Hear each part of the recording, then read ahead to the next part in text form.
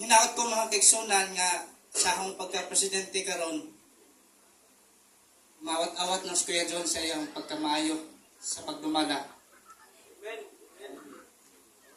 Kay born Adventist ko, gikas akong pagkabata, naanad na jud ko ingini nga Federation Association, nabata jud ko.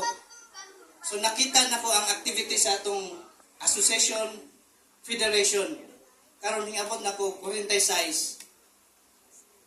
Naanap ko'y nakita ang mga kaigsunan nga mas maayo po siguro inyo niyang buhaton.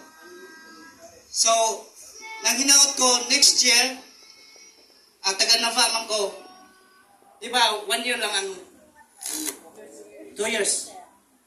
Plano na ako sa tuwig lang ta. Oh, mga kaigsunan, akong panikamutan, uban sa inyong tabang, uban sa tabang sa Ginoo, nga atong sunod od nga federation, iminag yung gihapon kadasig, ilabi na sa mga batanon. Ako yung concern ang mga batanon kay kung naay daghang batanon, malipayon tagtanan. Di ba? Pero kung puro rati gulang, sa kaya atong lakaw. Pero lahi o daghan ng batanon. So ang akong plano makaigsunan kung itugot nga ang atong activity dyan, tagaan to og bili ang mga batanon, tagaan og bili na to ang mga tigulang. Arong balance. Kay kung puro pud batanon, way tigulang, delikado pod.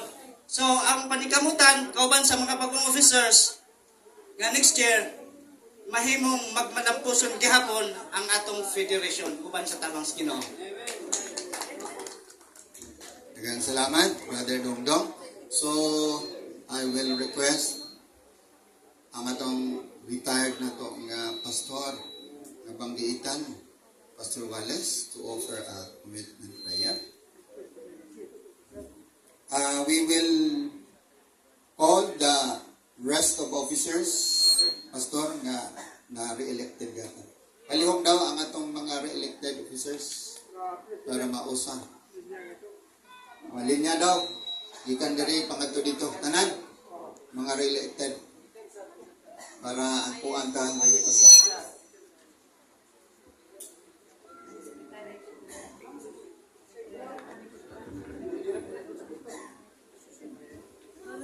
Susunod ko, mga presidente. Si President Sally,